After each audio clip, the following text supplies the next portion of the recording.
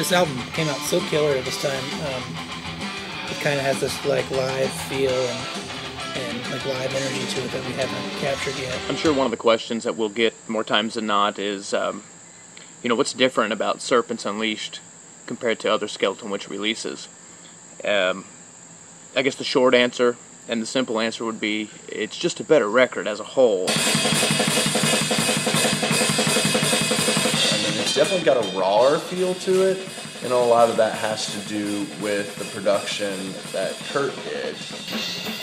But also, I mean, there's also like more of kind of a bigger kind of rock and roll element too, in my opinion. The rhythm tracks were done just with I have a 2001 Les Paul that it's one of my favorite guitars, and we used some different gear that we hadn't used before. We used a Black Star guitar head that has kind of made us change our tune on Marshall.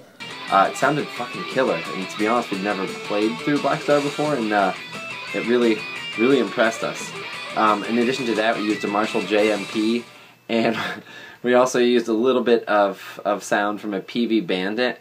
And for those of you who don't know what that is, it's a real shitty old combo amp.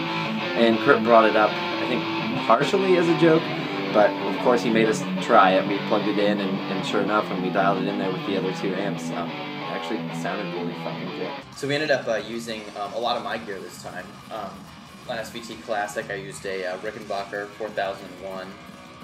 But Kurt did have some wild pedals we ended up plugging in to get a really good sound that complemented the guitars.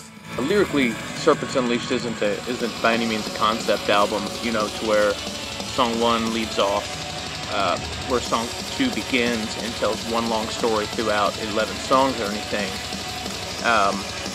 But I did cover some new ground or explore some new territory lyrically on this record. You know, every song's not just, you know, evil dude coming to get you, although there may be one or two of them in there.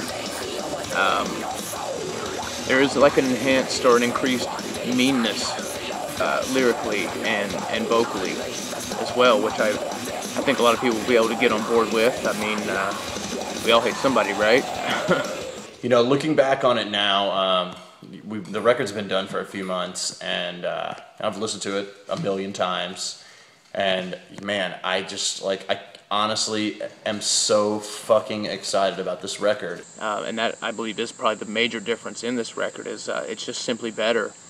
And, you know, after 10 years of playing together, I would hope that would be the case.